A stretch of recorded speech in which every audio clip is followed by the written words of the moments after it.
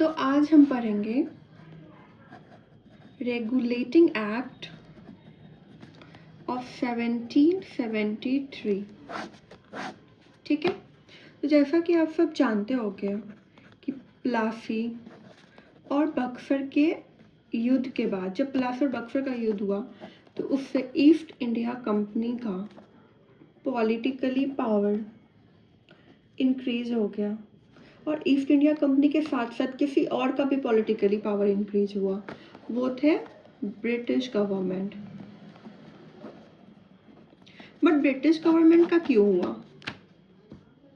ऐसा इसीलिए हो रहा था क्योंकि ब्रिटिश गवर्नमेंट ने ईस्ट इंडिया कंपनी को इंडिया और ईस्टर्न कंट्रीज में ट्रेड करने के लिए मोनोपोली दी थी। मतलब ईस्ट इंडिया कंपनी को मोनोपोली मिला था ब्रिटिश गवर्नमेंट से।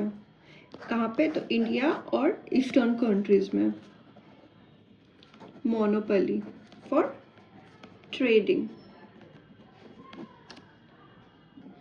इसका ये मतलब हुआ कि अगर हम सारी कंपनीज को ऐड करते हैं, सारी कंपनीज को ऐड करके, मगर ईस्ट इंडिया कंपनी को एक्सक्लूड कर दें इन कंपनीज में से, तो ये कंपनी इन जगह पे इंडिया और ईस्टर्न कंट्रीज में ट्रेड नहीं कर सकती है क्योंकि यहाँ का मोनोपोली ब्रिटिश गवर्नमेंट ने ऑलरेडी ईस्ट इंडिया कंपनी को दिया था। मगर ये जो पावर मिला ईस्ट इंडिया कंपनी को, वो फ्री में तो नहीं मिला ब्रिटिश गवर्नमेंट से। East India Company British government को हर साल every year 4 lakh British pound दे रही थी। बट एक ट्विस्ट आ गया। ट्विस्ट ये था कि 1768 इसके बाद जो ईस्ट इंडिया कंपनी की फाइनेंशियल ग्रोथ बिल्कुल कम हो गई और उसकी हालत बहुत ख़राब हो गई फाइनेंशियली। भूखमरी का हालत हो गया था ईस्ट इंडिया कंपनी को। और ऐसे सिचुएशन में East India Company British government को पैसा नहीं दे पा रही थी। No money. तो ब्रिटिश गवर्नमेंट ने भी जाने दिया। उन्होंने सोचा कि चलो आज नहीं तो कल ईस्ट इंडिया कंपनी से पैसा आ ही जाएगा। मगर ईस्ट इंडिया कंपनी की फाइनेंशियल हालत और ख़राब होती गई और फिर 1772 में पैसे देने के बजाय ईस्ट इंडिया कंपनी ने ब्रिटिश गवर्नमेंट से उल्टा $1 लाख पाउंड का लोन मांगा। मगर जो ईस्ट इंडिया कंपनी थी वो ब्रिटिश गवर्नमेंट की सबसे अच्छी कंपनी थी, तो British government east India company को डूबते हुए नहीं देख सकती थी। तो उन्होंने कुछ डिसीजंस लिए। तो ब्रिटिश गवर्नमेंट ने सोचा कि ईस्ट इंडिया कंपनी को फिर से रिवाइव किया जाए with the help of regulating act.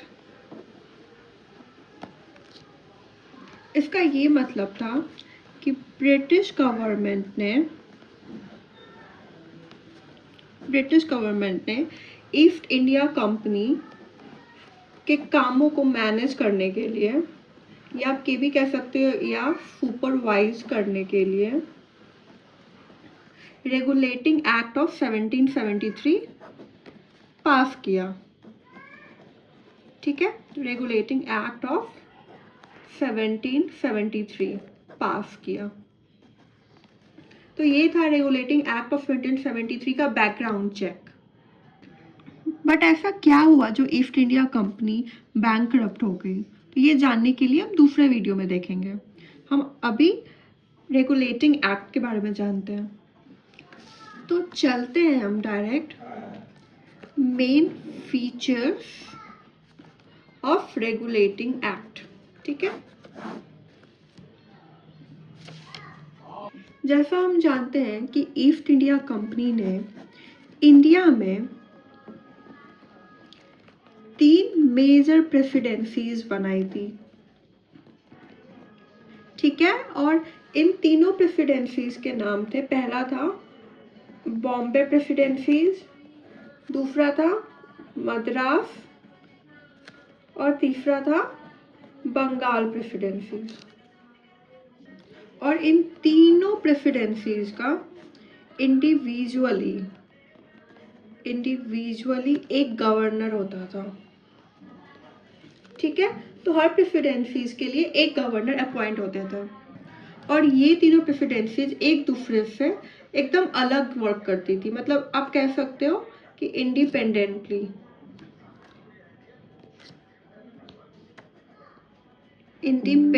Work करते थे। ठीक है, और ये तीनों रिपोर्ट किसको करते थे? तो रिपोर्ट करते थे ये कोर्ट ऑफ डायरेक्टर्स को। ठीक है, कोर्ट ऑफ डायरेक्टर्स जिनकी संख्या थी 24 इन नंबर्स। तो रेगुलेटिंग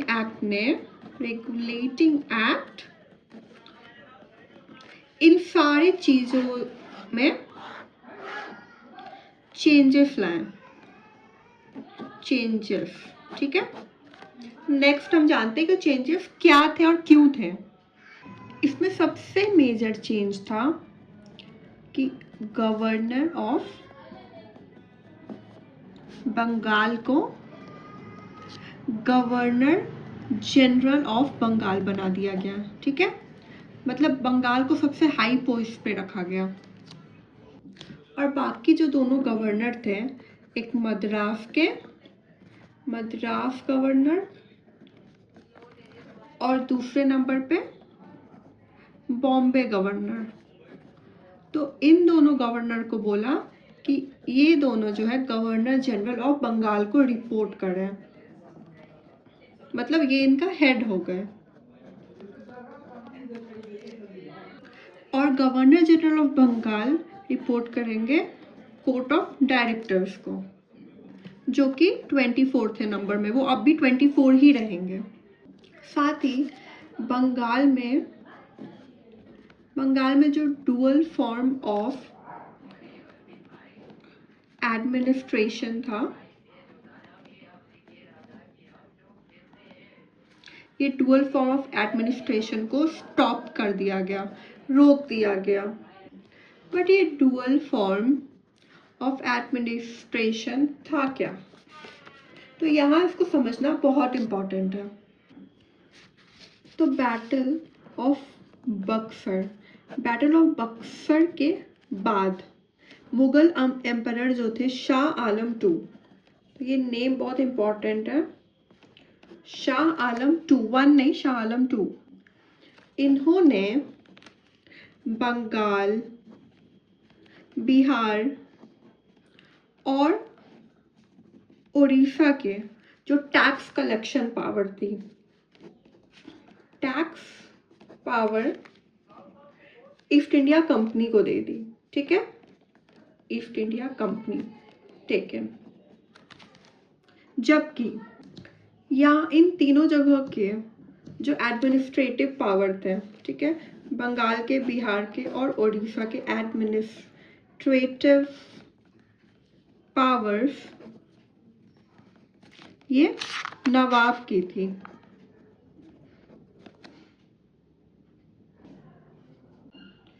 मतलब एडमिनिस्ट्रेटिव पावर जो हो गया, इसको हम निजामत कहेंगे। निजामत मतलब होता है आपको लॉ एंड ऑर्डर,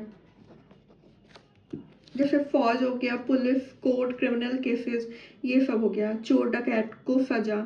मतलब इस टाइम पर बंगाल में 2 पावर चल रही थी। एक हो गया निजामत पावर जो कि नवाब का था, और दूसरा हो गया दीवानी, मतलब टैक्स पावर जो EIC ने ले लिया था। दीवानी में आ गया रिवेन्यू, यहाँ पे लिख सकते हैं ये दीवानी। ठीक है, इसमें आ गया रिवेन्यू प्लस सिविल एडमिनिस्ट्रेशन, जैसे लगान मतलब टैक्स कलेक्ट करना, लैंड रेवेन्यू, सिविल क्लासेस, और सिविल के जो केसेस भी होते थे जैसे प्रॉपर्टी हो गया, कॉन्ट्रैक्ट्स हो गया। 1765 के बाद कंपनी को दीवानी मिल गई थी, जो मैंने यहाँ पे लिखा है शाह आलम 2 से। और इस 2 पावर का, क्योंकि एक जगह पे 2 पावर होती तो ऑब्वियसली इसके नुकसान तो थे ही, बट नुकसान किसको हो रहा था? साइड इफेक्ट बोल सकते हैं हम, या नेगेटिव इफेक्ट। किसको? तो यहाँ पे रहने वाले लोगों को, लोकल्स को हो रहा था। तो इन दोनों में लोगों का कैसे नुकसान हो रहा था? हाउ? इसीलिए नुकसान हो रहा था क्योंकि रिवेन्यू कौन कलेक्ट कर रहा था? अगर हम ऐसे समझने जाए तो रिवेन्यू कलेक्ट कर रही थी ईस्ट इंडिया कंपनी, और लोगों का ध्यान कौन रख रहा था? तो लोकल्स, नवाब। तो जब नवाब टैक्स ही नहीं ले रहे हैं तो फिर वो लोगों का ध्यान नहीं रख सकते हैं। सिंपल सा लॉजिक है। तो अनफॉर्चुनेटली लोकल से तो टैक्स लिया जा रहा था, ठीक है, और वो ले रही थी ईस्ट इंडिया कंपनी, मगर लोकल्स को कोई फ़ायदा नहीं हो रहा था। तो इसीलिए इस डुअल फॉर्म ऑफ एडमिनिस्ट्रेशन को ब्रिटिश गवर्नमेंट ने स्टॉप कर दिया। तो ये रीज़न था ब्रिटिश गवर्नमेंट के dual form of sorry administration को स्टॉप करने का, ठीक है। तो बंगाल को डायरेक्ट कौन कंट्रोल करने लगे? British control. और जो नवाब थे उनको कर दिया रिटायर्ड, मतलब पेंशन पे, ठीक है।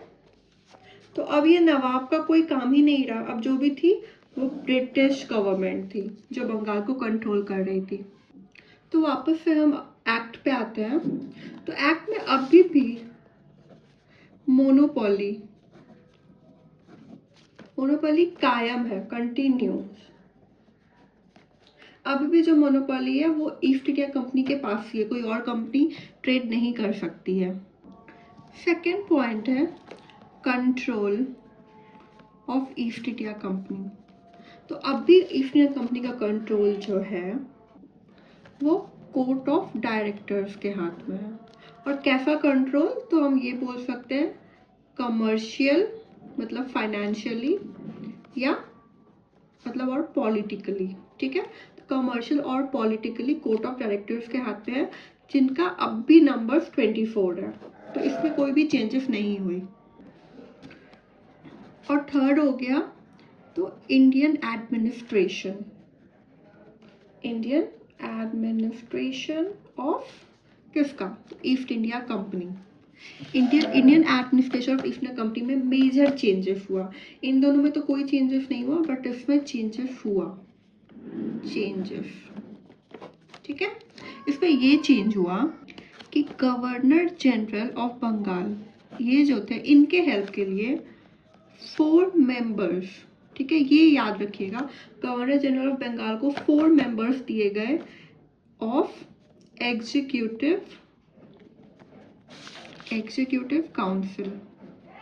किस लिए? For help. मतलब मद्रास और बॉम्बे के पास भी एक एग्जीक्यूटिव काउंसिल होती थी, but governor general of Bengal के पास 4 मेंबर्स थे एग्जीक्यूटिव काउंसिल के।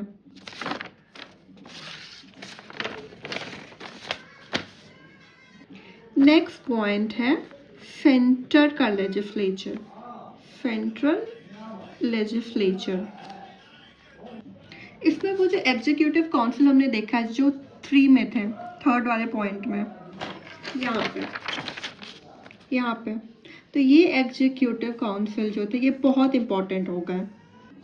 मतलब कि जैसे गवर्नर जनरल ऑफ बंगाल को कोई लॉ पास करना है, ठीक है, कोई लॉ पास करना है, तो इसके लिए गवर्नर जनरल ऑफ बंगाल को एग्जीक्यूटिव पावर्स जो उनको दिए गए थे 4, ठीक है, उनमें से कम 2 का, मिनिमम 2 अप्रूवल चाहिए। कोई भी लॉ पास करने के लिए या कोई भी कुछ भी चेंजेस करने के लिए एग्जीक्यूटिव पावर में जो एग्जीक्यूटिव मेंबर्स थे उनके पावर का अप्रूवल चाहिए होगा, कम से कम 2 का। इसका यही मतलब हुआ कि गवर्नर जनरल ऑफ बंगाल के पास अब उतना पावर नहीं था जितना पहले हुआ करता था। अब गवर्नर जनरल के पावर्स डिस्ट्रीब्यूट हो गए थे किसके साथ, तो एग्जीक्यूटिव मेंबर्स के साथ। तो ये सब वोटिंग के बेसिस पे अप्रूव होता था कोई भी लॉ पास होने से पहले। अब हम अगर बात करें प्रोविंशियल लेजिस्लेचर की, तो इसका जो सेम फंडा था, मतलब सेंट्रल लेजिस्लेचर का सेम चीज यहाँ भी चलता था। किसके लिए, तो मद्रास और बॉम्बे के लिए। मतलब मद्रास और बॉम्बे को भी एग्जीक्यूटिव पावर से अप्रूवल लेना पड़ता था, बट यहाँ पे डिफरेंस ये था कि इनको लोकल इश्यूज जो होते थे उन पे ये लॉ बना सकते थे, ठीक है। बट यहाँ पे जो जनरल ऑफ बंगाल है, गवर्नर जनरल ऑफ बंगाल है, ये सेंट्रल इश्यूज पे बना सकते थे लॉज। तो यहाँ पे दोनों में डिफरेंस हो गया, बट फंडा सेम ही था। Last but not the least, revenue या कलेक्शन। तो ईस्ट इंडिया कंपनी जो थी वो रेगुलेटिंग एक्ट के बाद से कितना पैसा कमा रही थी। East India company earned after regulating act. तो ईस्ट इंडिया कंपनी का जो मेन अर्निंग का सोर्स था वो तो ट्रेड था ही, क्योंकि वो ट्रेड के लिए ही आई थी इंडिया में।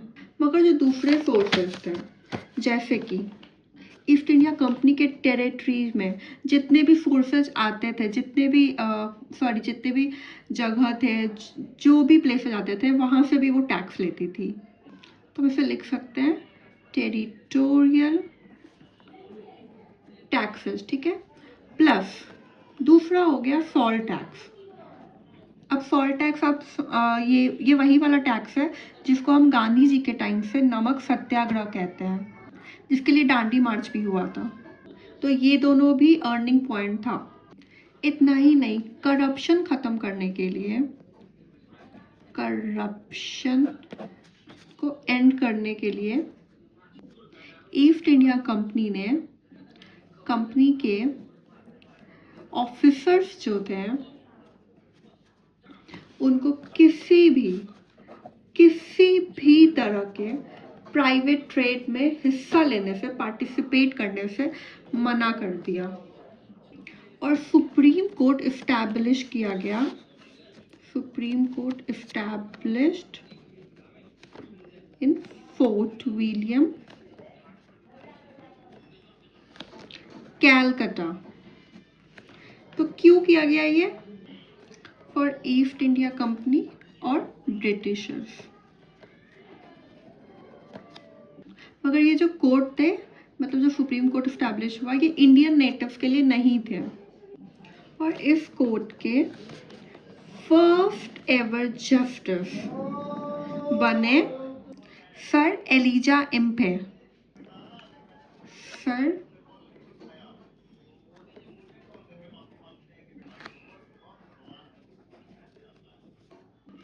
ये नेम बहुत इंपॉर्टेंट है।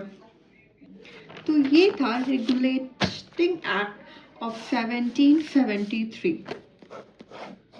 Thank you.